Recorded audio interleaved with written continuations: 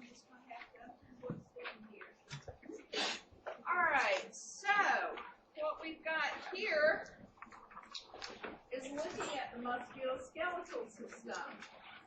Basically, its functions are two: support and protection. Okay?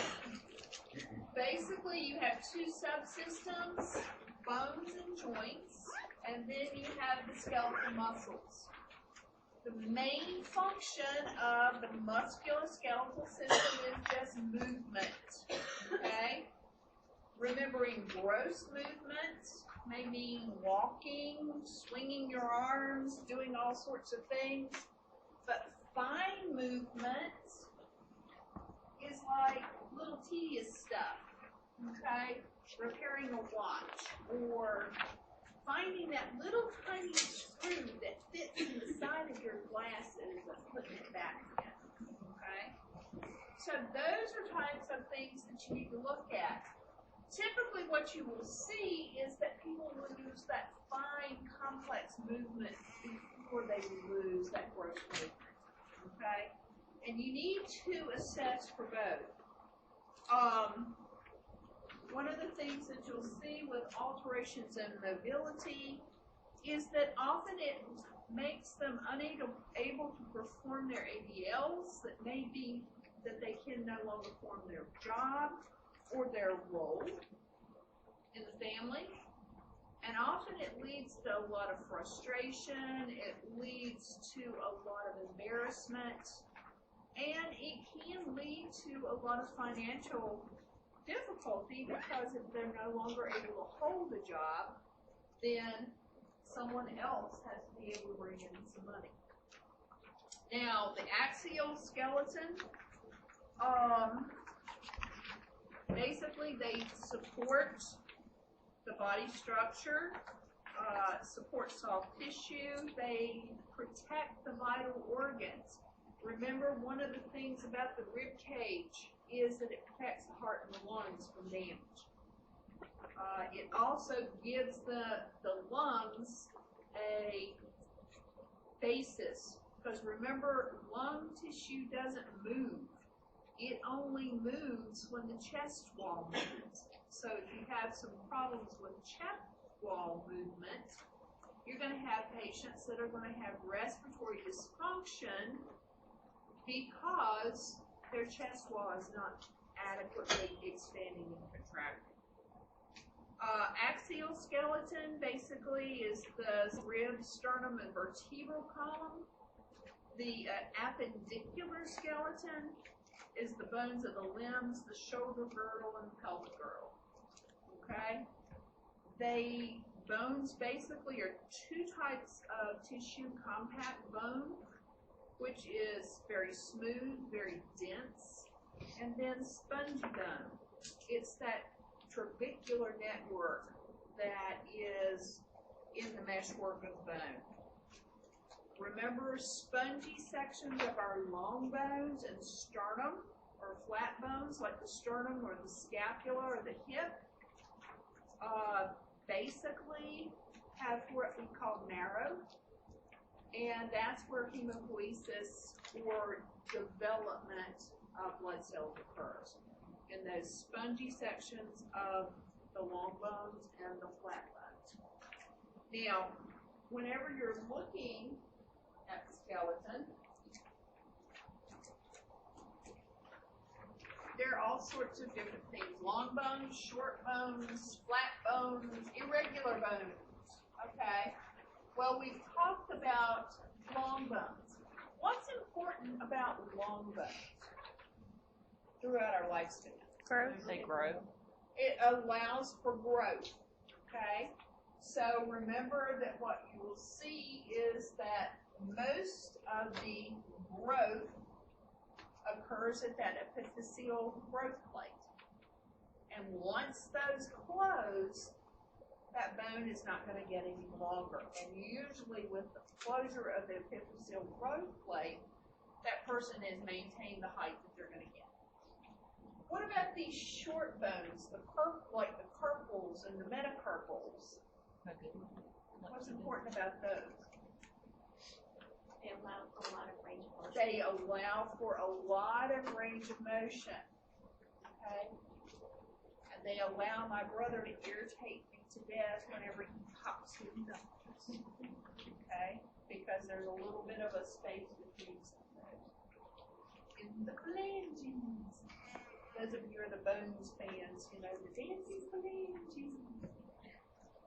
Irregular bones, like the vertebra. Okay? Basically, what you have is a vertebral body, and these are the spinous processes. Okay? So that if I'm looking at someone, their stomach is here, and their backbone is here. Okay? You feel down your neck, that little knot right here, the spinous process of C7. Just FYI. Now, one of the things you have to remember about bone is there are two types of cells in there, osteoblast and osteoclast. We want the blast, the clast, not so much in some people. Okay, osteoblasts are bone builders. Okay, so that what happens is that if there is sufficient nutrition and gravitational pull with exercise, etc., then bone is built. And that typically is the predominant cell that occurs until about the age of 35 to 40. Now, osteoclasts are a breakdown bone. Bone is always rebuilding or remodeling, building and breaking down, building and breaking down. But predominantly what we see until about age 40 is that osteoblastic activity. After the age of 40, sometimes you will see that osteoclastic activity predominates. Okay? And that's where you really can get into problems. What do bones need mineral-wise in order to calcium and vitamin D? Okay? Remember that one of the things that you see is that calcium and phosphorus have an inverse relationship. That means that if a patient's phosphorus level is elevated, then what are you going to see? Decreased Low calcium. Okay? And vice versa. If their calcium level is high, you will see a low phosphorus. What's one of the major sources of phosphorus in our daily diet? Soft drinks.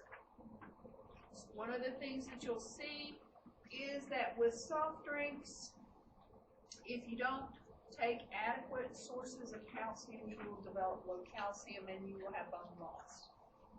And unfortunately, it just takes two of these to elevate that phosphorus enough to do that.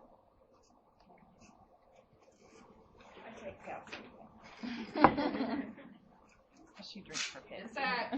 In fact, my doctor said that when he did my hip replacement, he said, other than the arthritis, your bones are like a 29-year-old.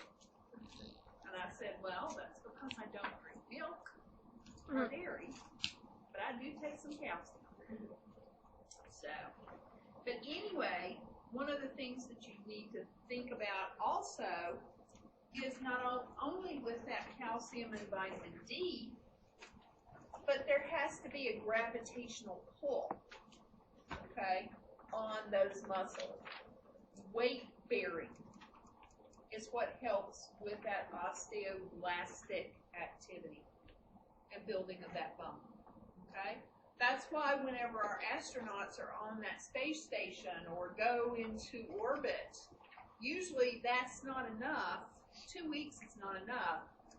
But the Kellys that were on the International Space Station were there for 6 months to a year. Okay?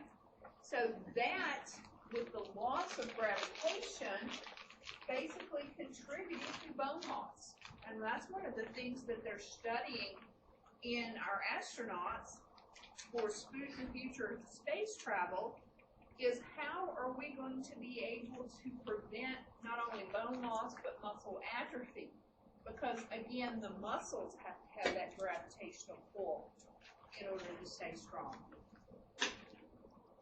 Now, the three types of bone: skeletal, muscles, skeletal, smooth, and cardiac.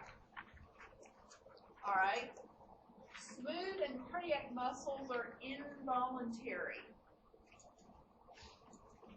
Basically, what that means is that they function without you having to have conscious thought, like beat heart, beat heart, beat heart. Okay? You don't have to do that. I know you probably, my daughter is blonde, so I can pick on the blondes. I'm sorry. About the little girl that goes into the beauty salon and wants to get her hair cut. She's got these earphones on. And the beautician says, well, I'll need to take your earphones. No, don't take my earphones off, I'll die. And so she said, well, I'll cut as long as I can and then I'll have to take it off. So whenever she took the girl's earphones off, the girl quit breathing. And then in the earphone she could breathe in, breathe out, breathe in, breathe out. But you don't have to do that. Basically, it's an involuntary muscle. Basically, the bladder, the stomach, the bronchi. They do it automatically if they get the impulse from the brain. Okay? Remember, you got to have that brain stem function in order for those things to occur. Now, skeletal muscles are voluntary muscles. That means we will them to move. Basically, you can consciously start or stop. Now, some reflexes are unconscious, but they're still voluntary muscles. The biceps, triceps, deltoid, and the gluteus maximus, also known as the butt muscle. Okay? Biceps, triceps, and deltoids. One of the things that I test when I'm doing my neuro exams and my skeletal muscle exams is, Julia, let me borrow your arm for just a second. Okay? Bend your elbow like this. Pull me. Push. Okay, now raise your arm. Okay? So what I'm testing by pulling is a triceps. Pulling is biceps, pushing away is triceps, and then elevation is deltoid. So I can get a good idea of what the strength is there. Always compare the person that you're testing against the other side. My 19-year-old football players are going to have much stronger muscles than my 98-year-old folks that might be stronger than ox, but still the muscle strength is going to be different. You never compare person to person, you compare side to side, okay? Because what may be full strength for that 19-year-old is going to be totally different than that 98-year-old, okay? All right, so basically when you're talking about I got a tool group. I was just going to let them put their video. Oh, okay. Hello. We're talking about muscles and bones. We're going to talk a little bit about joints. Not this kind. But this kind. Okay. Synarthrotic joints, they're immovable, like the skull sutures. Remember, after about that 18-month period when the skeletal vault closes, okay, those joints are no longer movable. The epiphyseal plates The joint between the first rib and the manubrium of the sternum is an immovable joint. And whatever, they're slightly movable. It starts with an A. Think about these as the vertebral joints, the joint of the symphysis pubis. Okay? Typically, that joint does not move unless it has to accommodate that head going through the pelvic vault, right? That's why whenever you get pregnant, you have all these aches and pains, is because your joints loosen so that that joint can freely separate enough for that head to go through. Diaphragmatic joints are freely movable. Think about this as the shoulders, the hips, the wrists, okay? Anything that you can usually move and manipulate, this type of joint. All right? So that those types of joints will cause problems, especially if you saw that whenever Ms. Beaver talked to you about RA, okay, with those folks having problems with the inflammation and swelling, and sometimes those joints becoming immovable. You will also see that when we talk about osteoarthritis, which is a different type of arthritis, but it's the most common type of arthritis that you're going to see. All right, look on through. Ligaments, tendons, and cartilages.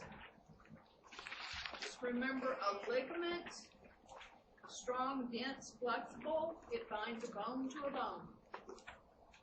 Whereas a tendon, they're strong, they're usually non-elastic, and they are located to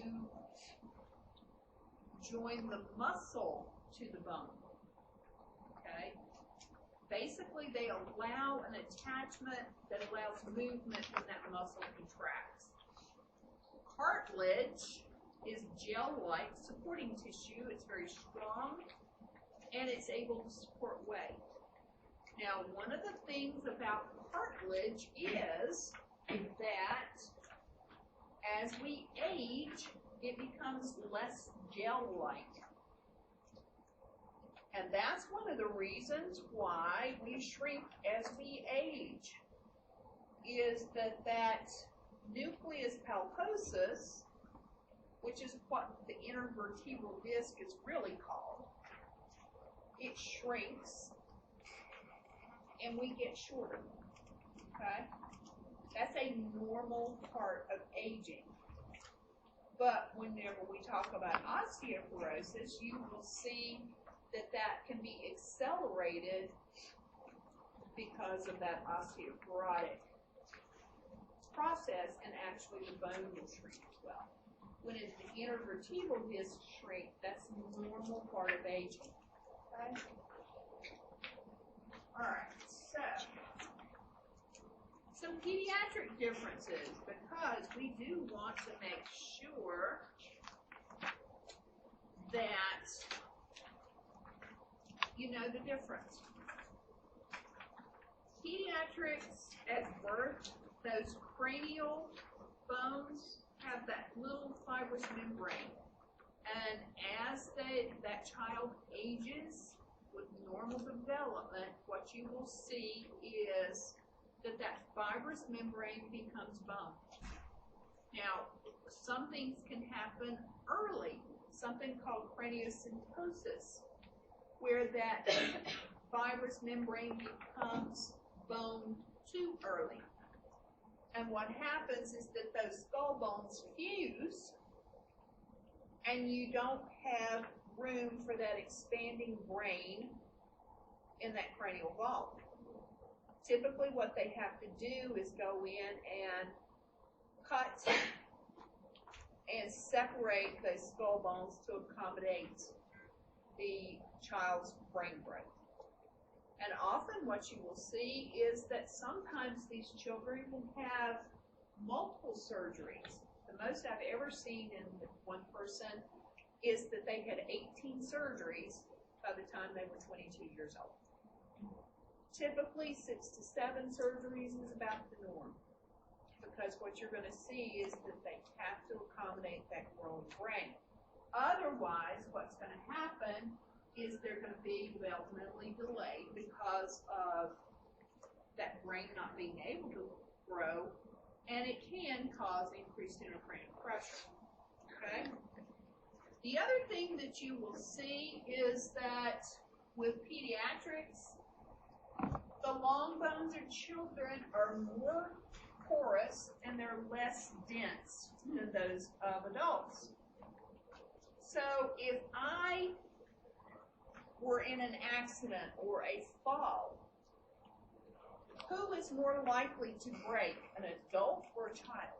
An adult, okay? If they're less dense, that means the bones are more pliable. Now, what you may see with these children, and we'll talk about it when we talk about fractures, is that they may bend but not break, or they may have what we call a green stick fracture.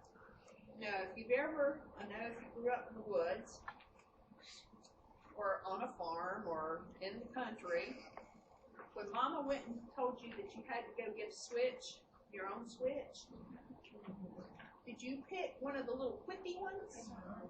Or did you pick one of the ones that's not going to move that much? Okay, that one. Okay, let me tell you what I did. She sent me to go get my switch, and I got snake bit, so I didn't have to do that anymore. It was a green snake, but I didn't tell her that. But it did have little fang marks all over my finger, and that was enough. I never had to go get another switch. Then she sent my brother, and I told him I'd kill him if he didn't get the right kind. But anyway, with those sticks, if you get one that's very pliable, what happens is when you try to break it, it breaks on the opposite side, but it stays intact. Okay? So it's like a green stick. Basically, you don't get broken all the way through, and that's because of that porous, less dense. They bend, buckle, or maybe break, but it takes a lot of force. Okay? With kids, muscles, tendons, and ligaments, their muscular system is almost completely formed, but their ligaments and tendons are stronger than their bone until puberty. Now, if I have ligaments and tendons that are stronger than my bone until puberty, what am I going to see? The bone. Okay. You may see strains, sprains, and dislocations a whole lot more than you will see fractures. Okay? Because that tendon or ligament is going to hold that bone in place, and you often see that ligament or tendon torn versus the bone.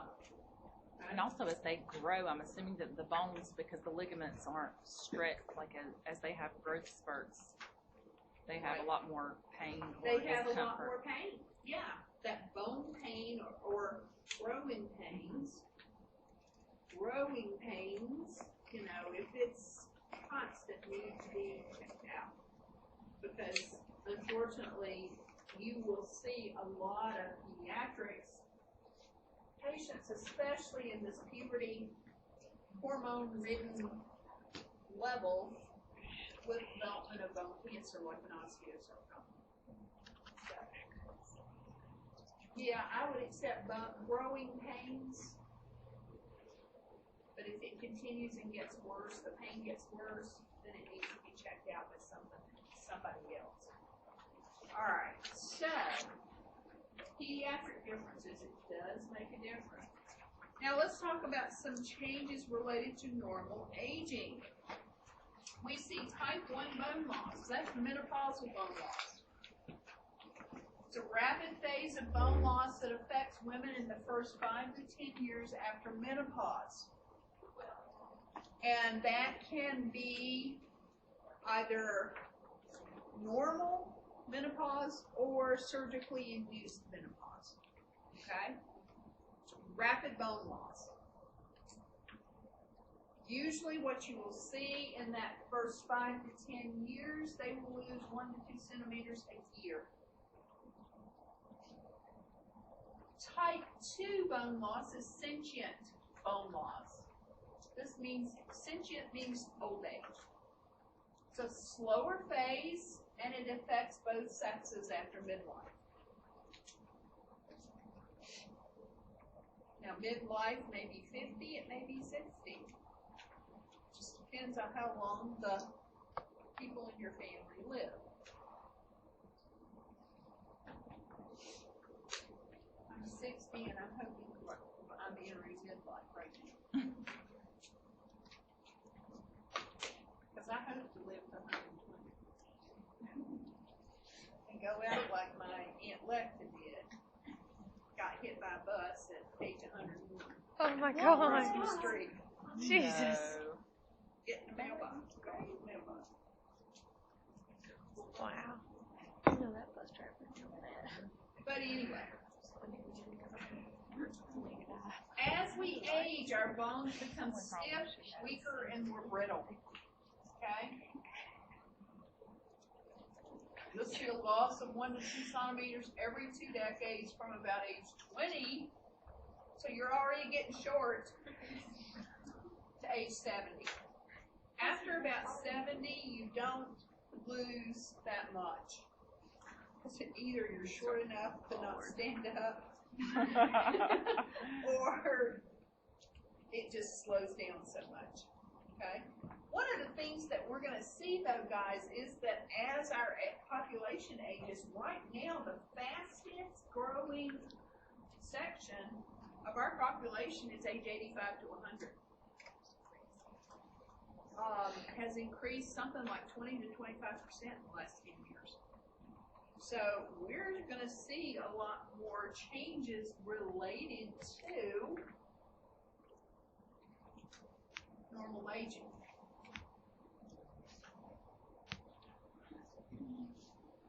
Now, a couple of things you need to remember is that some of the major alterations that you will see with the musculoskeletal system,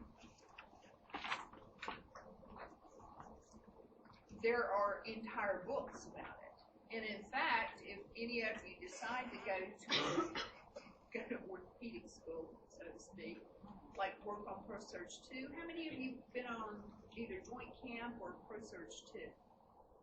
Okay, for clinical. Those nurses, basically, there is a subspecialty of orthopedics, and there is an orthopedic nurse certification. So basically what they would see is a whole range of disorders, but these are the ones that we're going to cover in class, and the ones that you're going to be responsible for on the next test. Okay? So back problems, osteoarthritis, fractures, hip fractures. We'll probably talk about some knee replacements too, multiple sclerosis and Parkinson's. Now, this unit is huge, and so I broke it up into 2 different units. So this next test that you're going to have, July 5th, you'll be responsible for back, osteoarthritis, and fractures, as well as osteoporosis. Hip fractures, multiple sclerosis, and Parkinson will be on that second test. Okay? Because I can either overload you and give you one test, which would kill you in the process, or break it up. So I just had to break it up. Now, a couple of alterations that you see. Remember, the normal spine typically has a little bit of a curve here, goes straight down with just a slight lordosis. Okay? Basically, whenever you have a curvature here, that's called kyphosis. K-Y-P-H-O-S-I-S. Think about people that are pregnant or are morbidly obese, typically they will have a lordosis, okay? And what you will see is that you will see this exaggerated curve in the lumbar portion of their vertebra. Often what you see, think about pregnancy, okay? Most of our center of gravities is just right here at our belly button or just slightly below. But when you're carrying that extra weight of that baby or that extra weight from the obesity, it shifts your center of gravity. And typically that's why your people that are pregnant sort of waddle. It's to maintain that center of gravity so they don't fall or pitch forward. Okay. People that have a lateral curvature, meaning that like an S in the spine, it's called scoliosis. So that what you see is that lateral curvature, and there are a whole lot of problems that occur with that. Now, with assessment of the neuroskeletal system, we want a healthy assessment to gain some subjective data. And some of the questions I'm going to ask, are you having pain? If so, what makes it better? What makes it worse? Do you have any redness or swelling anywhere? I'm going to ask them, did you hurt yourself in some way? Because I will tell you that a lot of people with back injuries may be able to relate it to a fall. They may be able to relate it to a sneeze. I've seen people herniate discs from sneezing too hard. Is the pain worse in the morning, or does it get worse whenever you are up and moving? Do you have a family history of arthritis or any other type of musculoskeletal disorder? A couple of the things that you'll see is that when we talk about multiple sclerosis, that there is a familial relationship there. Okay? MS is an autoimmune disease. So if one family has that genetic mutation, then you might see that in other members as well. Now, when I talk to you about ALS, or amniotic lateral sclerosis in 213, there's a very high family history. So, what did Uncle Bob die of? Well, at 40, he died of something we don't know about. And a lot of times it may be ALS. Okay? Are there any family members that have any other type of neurological problem? Okay? Have you had this before? Well, you got it again. Let's see what's going on with that, because often what you will see is like sprains and dislocations. Typically, if that tendon gets stretched, then what you often see is a tendency to re-injure that. Okay? My daughter was running across the field at camp and stepped in a hole and turned her ankle. And so now she has to be careful with that ankle every time she does something, because it's very easy to re-injure. So she pretty much wears a brace with it if she's doing any physical activity that involves running. Does it hurt? And they told her that, well, we can fix it with surgery, but it'll do it again. So why bother to have it hurt? With physical assessment, it's either part of your total assessment or it can be a focused assessment. One of the things that you will see is that here in nursing school we teach you that physical assessment is a very holistic type, head-to-toe type deal. Well, what you find in the emergency department is that's not the case. Okay? With an ED assessment, are you breathing? Do you have a good airway? And are you circulating? After that, okay, what's your problem? They really focus in on what the problem is instead of doing that head-to-toe assessment, because typically what you're going to see with the emergency department, the goal is to see and discharge these patients or either admit them in 2 hours. Okay? So I can't take 30 minutes to do a whole entire sit down and figure out head to toe what everything is wrong with you. I could care less if you have GERD, if you've got bones sticking out of your arm. Okay? So those are the things you need to think about. Is this a focused assessment or is it a holistic assessment interview? Look at some of the physical assessment to gain that objective data. You know, like when I did that muscle assessment, biceps, triceps, and deltoids, look at strength.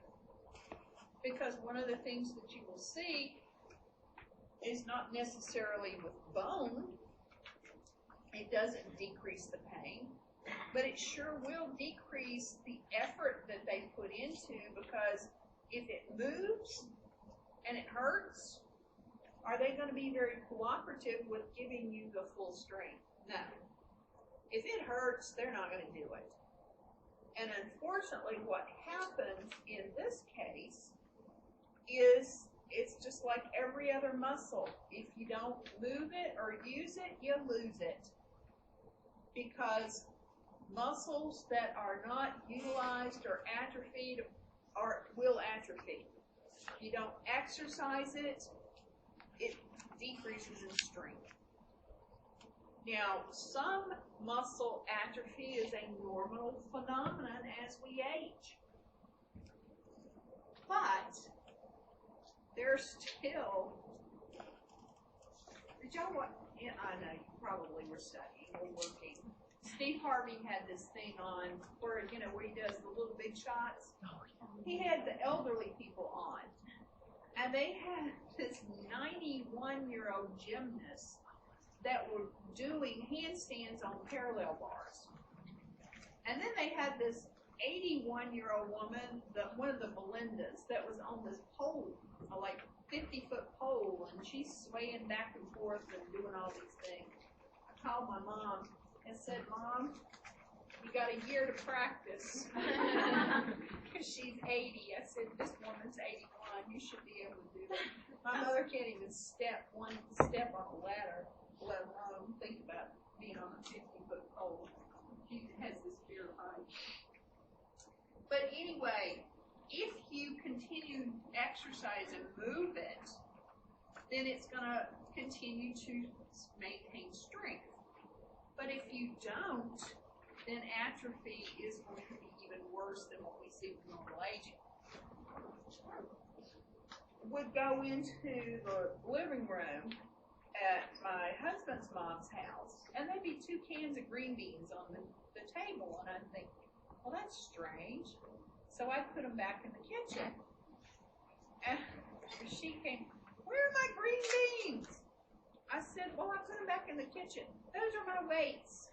Okay, so instead of using dumbbells, she was using like 16-ounce cans of green beans. And that was what she was using as her weights to maintain her upper body strength. I thought, let me just get you a set of dumbbells, because that way people don't think that you just leave green beans randomly all over your house. But it does work. If you don't have exercise equipment, you use what you got. Okay?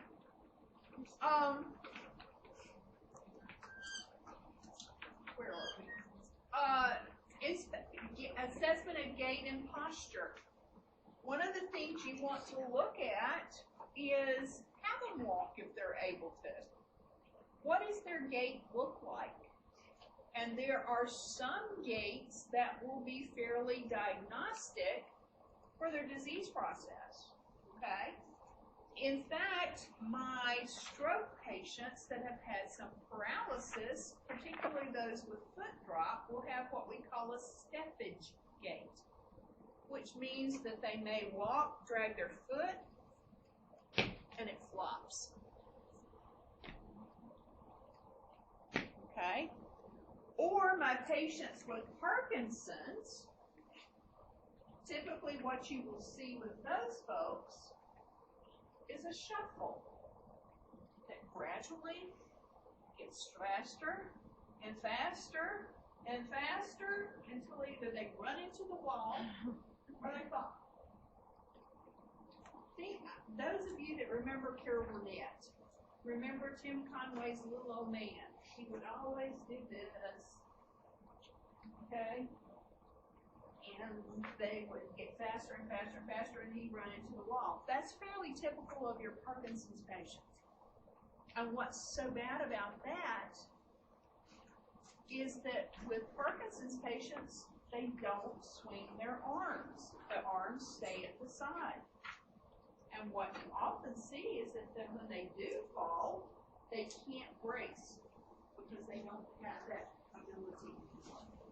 So they usually face plant. Okay? It's after stroke. Okay? Think about your pregnant women. Okay? They have a wide-based gait and that little waddle.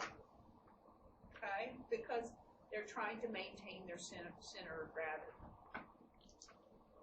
There are other types of gaits that you will see. Typically, your people with back pain will lean to the side of the pain because they're not stretching that side that hurts. And they walk sort of like this, very slow, because no one needs to jar them because it'll hurt and sort of shoot pain somewhere. But look at their gait. See how they walk. Do they use their arms when they move? Is there something that they need to get around, like an assistive device, like a cane or a walker or a crutch? Okay. Think about their posture. In our older folks, we're going to look for that kyphosis. Now, if I'm using a walker and I've got kyphosis, what am I looking at? I'm looking at my feet, I'm looking at the ground. So what do I need to teach them to do? I may not be able to. Because if I've got a severe kyphosis or what we call ankylosing spondylitis, my neck may be fused in that position. So I may have to do this. And sort of look to the side to look to see what's ahead of me. Okay? But safety is a big issue with a lot of these gaits. We want to palpate for obvious deformity or tenderness. I fell and I hurt my arm. Just gentle palpation. A lot of times you may be able to feel that break. They'll let you know if you poke too hard. Measure the extremities for length and circumference.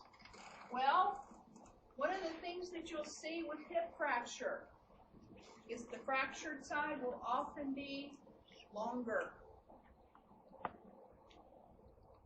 And it also externally rotates. What am I doing measuring circumference? Swelling. I'm looking for swelling. Because what you will see with these patients is that they have a significant amount of swelling. They may not be able to cast that extremity. Often what they'll do is wrap it in a splint, say come back 2 days, and we'll put a cast on. Because if the swelling is so significant and it continues to swell, they can develop something we call compartment syndrome, and they can lose a limb from that. Okay. Muscle mass, muscle strength, biceps, triceps, deltoids. For legs, having them to do a straight leg raise. Can you raise your leg off the bed? Now push on the gas pedal. Pull your toes up towards your nose. So you're doing dorsiflexion, plantar flexion, and then just elevation. And some of these people will not be able to elevate that leg against gravity. Some people will be able to elevate it against gravity, but sometimes not resistance. Okay? What we hope is that they're able to elevate it with gentle resistance, because that usually indicates full strength. Now, your patients with back pain are not going to be able to do that. Swelling, pain, redness, warmth, range of motion, crepitus. It's a grating sound in the joint when that cartilage and auricular surfaces rub against each other. And if any of you want to feel it, at the next break, come up and I'll wiggle my knee for you. And you can hear it and feel it, because it just like, it's like a little cogwheel, pop, pop, pop, pop, pop, pop. Okay? And you can feel where those bones rub against each other. Okay? Crepitus. Now, you also can hear crepitus sometimes whenever you have a rib fracture and you've got subcutaneous air where the rib has punctured the lung. And that, whenever you palpate it, feels like Rice Krispies in this. So crepitus is not a good thing.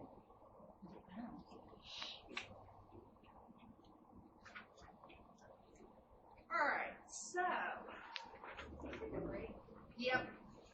Let's do that. Thank you.